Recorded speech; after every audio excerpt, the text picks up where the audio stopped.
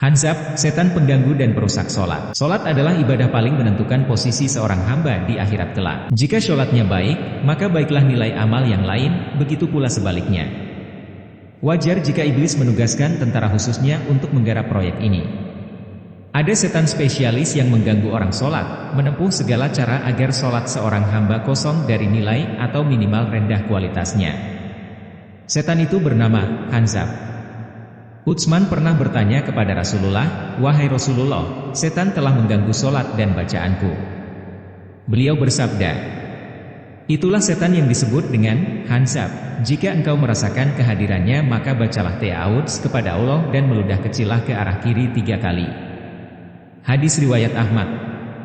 Utsman melanjutkan, "Aku pun melaksanakan wejangan Nabi tersebut dan Allah mengusir gangguan tersebut dariku." Melafazkan niat. Sebagaimana halnya dengan wudhu, serangan pertama yang dilakukan setan kepada orang yang sholat adalah menyibukkan ia untuk melafazkan niat. Terkadang diiringi dengan gerakan aneh, dia membaca niat lalu mengangkat tangannya, lalu gagal dan diturunkan kembali tangannya. Dia ulangi lagi seperti itu berkali-kali hingga terkadang imam sudah rukuk atau sujud, sementara ia masih dipermainkan setan dalam niat dan takbirnya. Niat dan usaha menghadirkan hati memang dituntut ketika hendak sholat, namun tak ada tuntunan sedikitpun bagi orang yang hendak sholat untuk melafazkan niatnya. Ibnul Qayyim al-Jauziyah di dalam Zadul Ma'ad berkata, Nabi memulai sholatnya dengan bacaan, Allahu Akbar. Dari Nabi beliau tidak membaca apapun sebelumnya dan tidak melafazkan niatnya sama sekali. Beliau tidak mengatakan, "Usyali, aku niat sholat anu karena Allah menghadap kiblat 4 rakaat sebagai imam, sebagai makmum." Tidak pula beliau mengatakan, adaan, atau kadaan, atau fardan, dan sebagainya.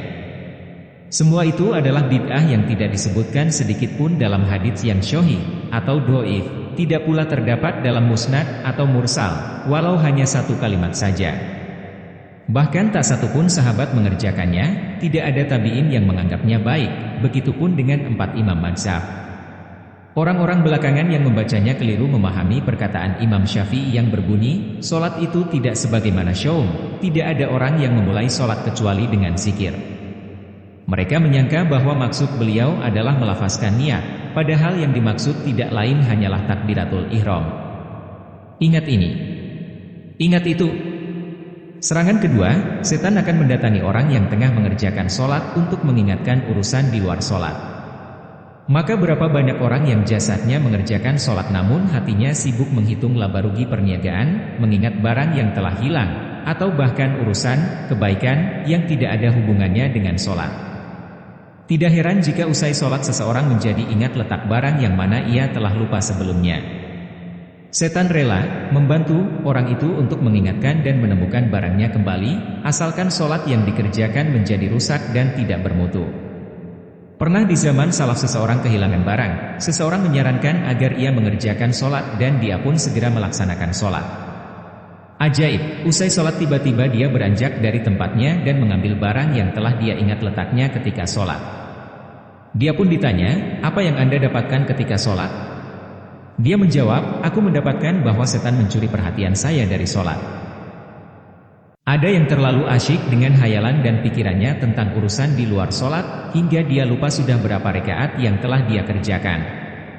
Tentang godaan setan ini, Nabi Muhammad bersabda, jika adzan untuk sholat dikumandangkan, setan akan lari terbirit-birit sambil mengeluarkan bunyi kentutnya sehingga tidak mendengar adzan. Jika adzan telah usai dia pun akan kembali menggoda. Ketika iqamah dikumandangkan, setan pun akan lari hingga usai iqamah. Setan akan mendatangi orang yang sholat lalu membisikkan ke hati seseorang sembari berkata, "Ingat ini, ingat itu." Setan mengingatkan apa-apa yang telah dia lupakan hingga seseorang tidak mengetahui berapa rakaat yang telah ia kerjakan. Hadis riwayat Bukhari. Ragu antara kentut dan tidak. Ada kalanya muncul dalam benak seseorang keraguan, apakah dia kentut ataukah tidak. Ini adalah keraguan yang dihembuskan oleh setan untuk mengacaukan sholat seseorang. Dia tidak lagi konsentrasi dengan sholatnya karena ragu, atau dia akan membatalkan sholatnya, lalu dia berwudu dan memulai sholatnya lagi, lalu akan digoda lagi dengan cara yang sama. Sehingga untuk satu sholat dia bisa mengulangi 3-4 kali berwudu. Bisa dibayangkan, seandainya ada 5 orang saja dalam satu masjid yang terkena godaan ini, niscaya cukup membuat kacau jamaah yang lain. Untuk menangkal godaan tersebut, Nabi memberikan solusi dan informasi, jika salah seorang di antara kalian mendapatkan yang demikian itu, maka janganlah membatalkan sholatnya hingga dia mendengar suaranya dan mencium baunya tanpa ragu. Hadis riwayat Ahmad. Di antara ulama ada yang menyebutkan bahwa hadits ini merupakan salah satu pengecualian dari hadits, tinggalkan apa yang meragukan dan ambil sesuatu yang tidak meragukan. Dalam kasus ini kita dilarang membatalkan sholat kendati berada dalam keraguan antara kentut dan tidak, kecuali jika mencium bau kentut atau mendengar suaranya. Mencuri perhatian. Kita juga sering melihat atau bahkan mengalami sendiri menengok ketika sholat terkadang tanpa terasa karena terbiasa. Ini juga tak lepas dari serangan setan yang ingin merusak sholat kita.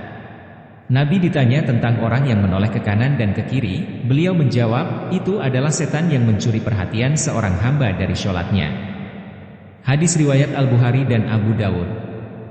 Untuk menangkal serangan ini, hendaknya orang yang sholat berusaha menghadirkan hatinya, bahwa dia tengah berhadapan dengan Allah yang Maha Berkuasa atas segalanya. Jika Anda malu atau takut menoleh ke kanan dan ke kiri ketika berbicara kepada pejabat, lantas bagaimana halnya jika Anda sedang berkomunikasi dengan Sang Pencipta dan penguasa para pejabat itu? Ar-Risalah. Jika setan suka mengatasnamakan orang banyak, sesungguhnya aku salah satu pemberi nasihat, setan modern demikian juga. Akhirnya, marilah kita berlindung kepada Allah Subhanahu wa Ta'ala dari tipu daya setan, seperti diajarkan Allah Subhanahu wa Ta'ala dalam Al-Quran. Katakanlah, aku berlindung dari Tuhan yang memelihara dan menguasai manusia, Raja manusia, sembahan manusia, dari kejahatan bisikan setan yang biasa bersembunyi, yang membisikkan kejahatan ke dalam dada manusia, dari golongan jin dan manusia. Al-Quran Surat An-Naas, ayat 1-6. Abu Zahra.